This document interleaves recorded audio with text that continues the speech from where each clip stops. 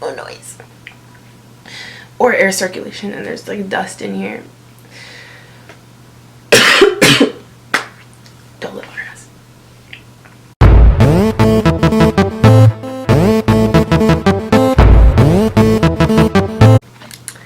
Hi.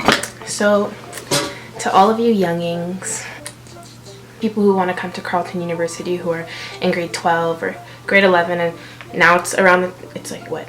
It's March, and now's around the time when you're getting university acceptance letters and whatnot.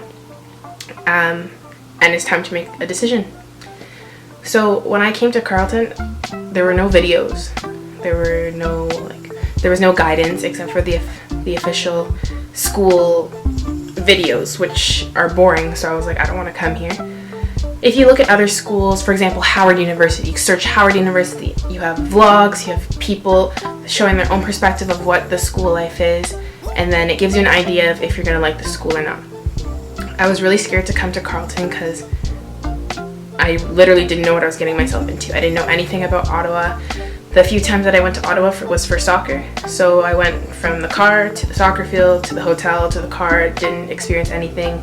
I went to Parliament Hill maybe once, and that was it. So I have some of your questions here. So the first question is, was the transition from high school to university difficult? Personally, I didn't really try that hard in high school because I didn't like my school. So I didn't really go to school that much in grade 12.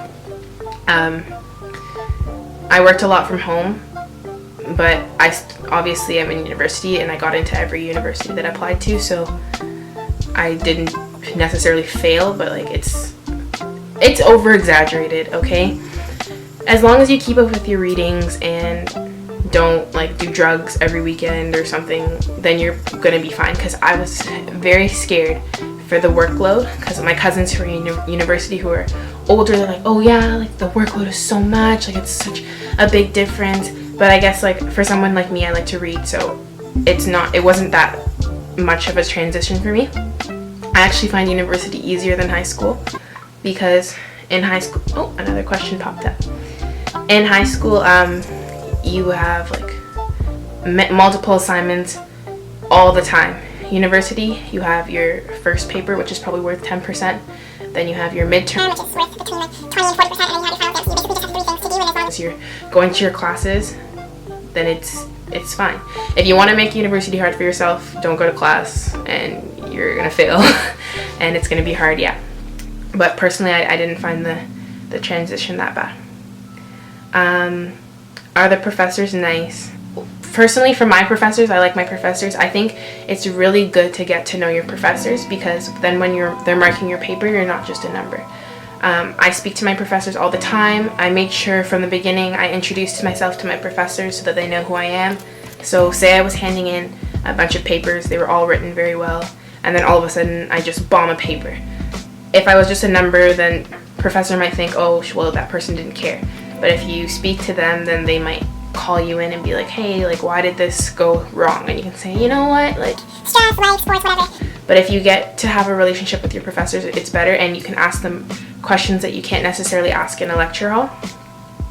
And for the second part of this question, are the class sizes small? It depends.